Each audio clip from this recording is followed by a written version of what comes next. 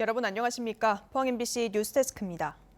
태풍 흰남노가 포항과 경주를 핥히고 간 지 일주일이 넘었습니다. 워낙 많은 곳이 침수되다 보니 복구가 더디게 이뤄지고 있는데요.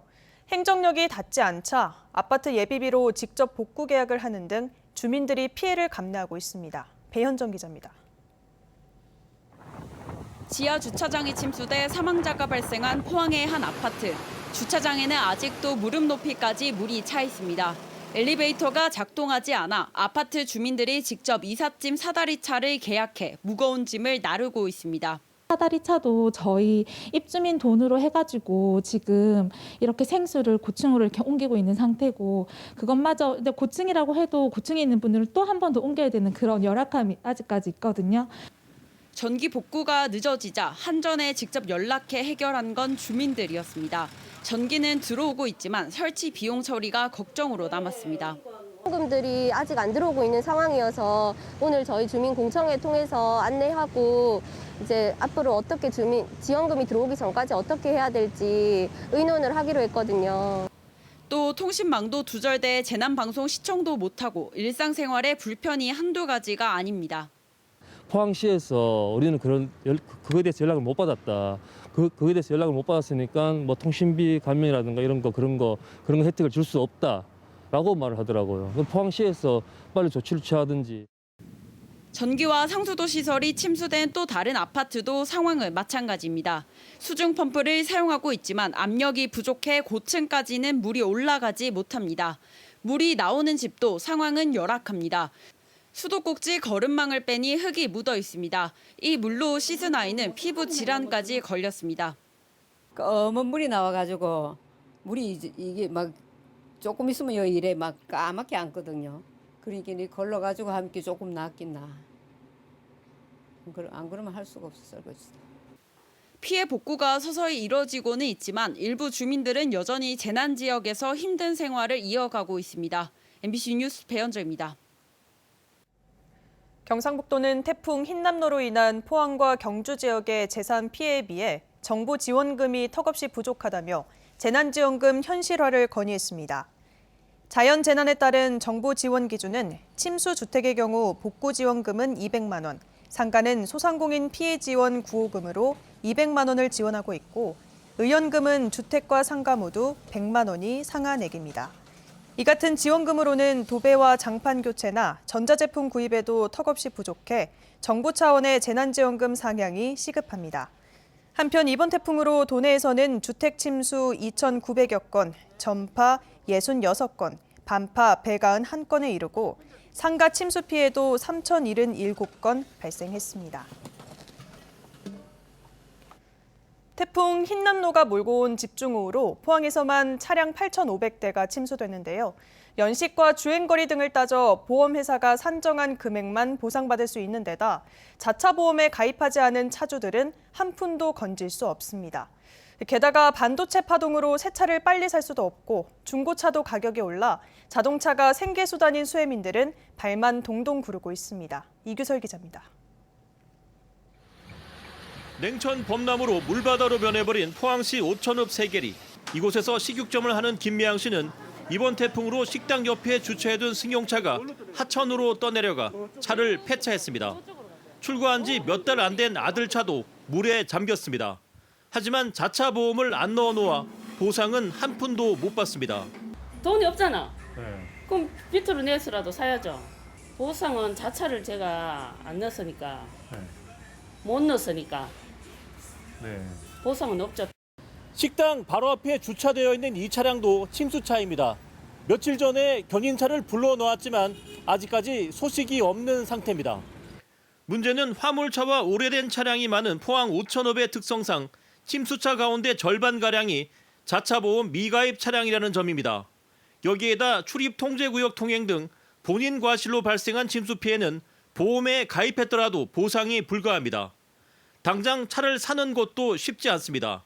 중고차는 반도체 부족 현상과 맞물려 가격이 높아져 있는 데다 중고거래 사이트를 통한 직거래는 침수차 재구매의 위험에 노출될 수 있습니다.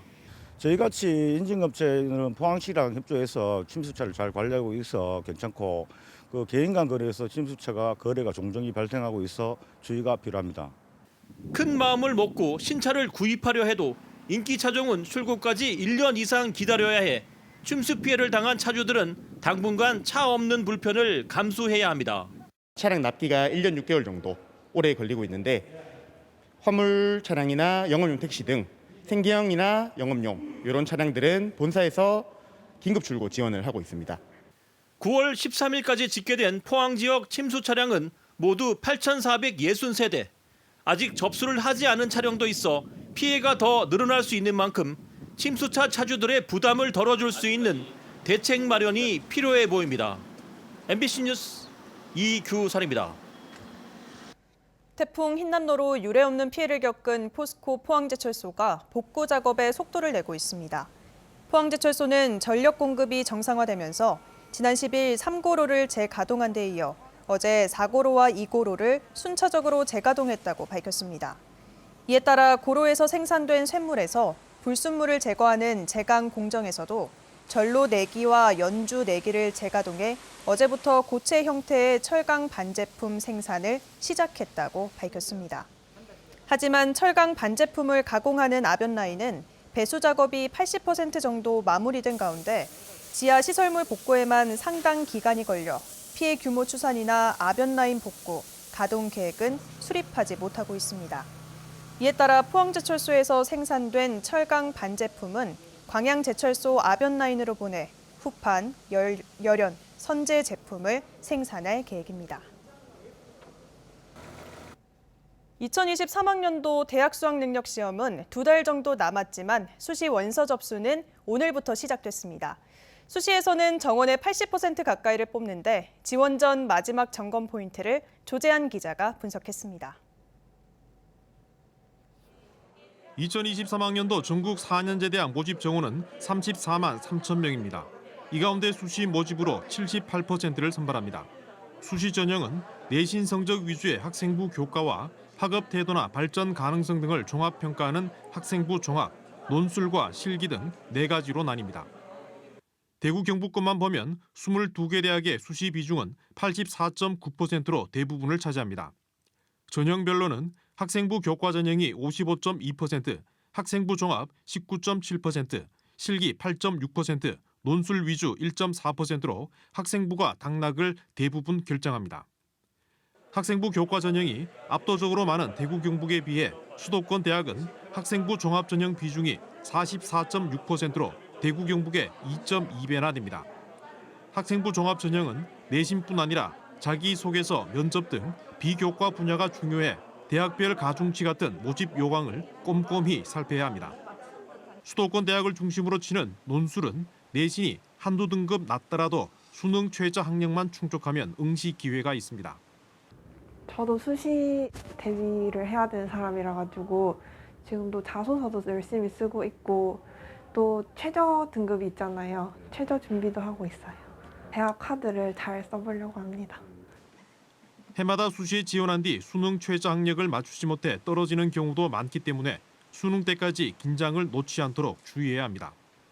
수시형 수험생이라도 수시 모집에 반드시 합격한다는 보장이 없으므로 정시 모집에 대비해 성적을 많이 올릴 수 있는 과목 및 단원 중심으로 효율적으로 수능 성적을 상승시키는 학습 전략이 도움이 될 것 같습니다. 수시에서는 6번의 지원 기회가 있습니다. 최초 합격이든 충원 합격이든 어느 한 곳만 합격해도 등록 여부와 관계없이 정시 지원이 불가능합니다. 어떤 유형이 가장 유리한지 찾아 소신껏 선택하고 최저 학력과 정시를 염두에 두고 수능까지 대비하는 게 좋습니다. MBC 뉴스 조재한입니다. 태풍 흰남노로 피해를 입은 포항 지역 학교 대부분이 오늘부터 정상 수업에 들어갔습니다. 포항교육지원청에 따르면 태풍으로 침수됐던 인덕초등학교와 장기초등학교 등 27개 학교가 응급복구를 마무리하고 오늘부터 정상 수업을 시작했습니다. 문덕초와 구정초등학교는 학생 안전을 위해 오늘 오전 단축 수업을 진행했습니다. 한편 태풍 피해를 입은 상당수 학교는 학교 급식이 제대로 이루어지지 않아 학생과 학부모들이 불편을 겪고 있습니다. 포항시와 경주시는 제11호 태풍 흰남노로 주택 침수 피해를 입은 가구에 재난지원금을 선지급하기로 결정했습니다. 시는 태풍 피해 복구 계획이 확정되기 전에 재난지원금 200만 원을 선지급해 시민들이 복구 작업을 신속하게 진행할 수 있도록 도울 계획입니다.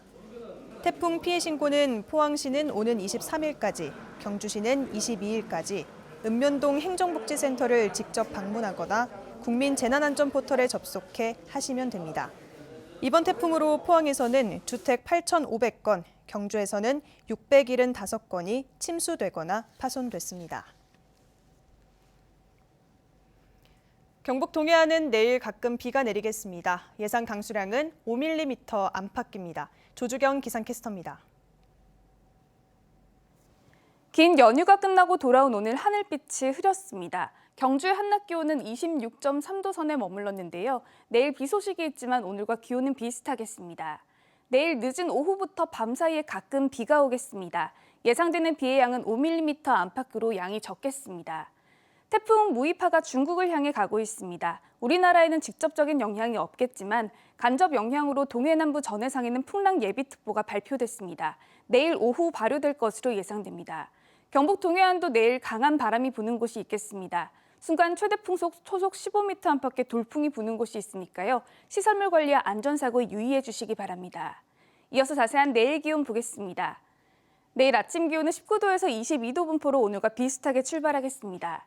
한낮 기온은 울진 24도, 포항과 영덕 25도, 경주 26도까지 오르면서 낮 기온도 오늘과 비슷하거나 1도가량 떨어지는 곳이 있겠습니다. 울릉도와 독도의 아침 기온은 울릉도 20도, 독도 22도로 시작해서 한낮에는 24도 선에 머물겠습니다. 동해상에서는 당분간 너울성 파도에 주의가 필요합니다. 바다의 물결은 중부 해상에서 최고 2.5m, 남부 해상에서 3.5m로 높게 일겠습니다. 내일쯤 태풍 남마돌이 발생하겠습니다. 아직까지 진로가 유동적이지만 우리나라로 향할 가능성이 있겠습니다. 날씨였습니다. 국회 산업통상자원 중소벤처기업위원회 소속 국회의원들이 오늘 태풍 피해를 입은 포항을 찾았습니다. 의원들은 집중호우로 피해가 발생한 현대제철과 넥스틸을 방문해 피해와 복구 상황에 관한 브리핑을 듣고 포항 철강산업단지 관리공단에서 피해 기업 관계자와 지역 경제인들의 의견을 수렴했습니다. 현장을 둘러본 의원들은 산업위기 선제 대응 지역 선정은 물론 포항이 위기를 딛고 다시 일어설 수 있도록 돕겠다는 입장을 밝혔습니다.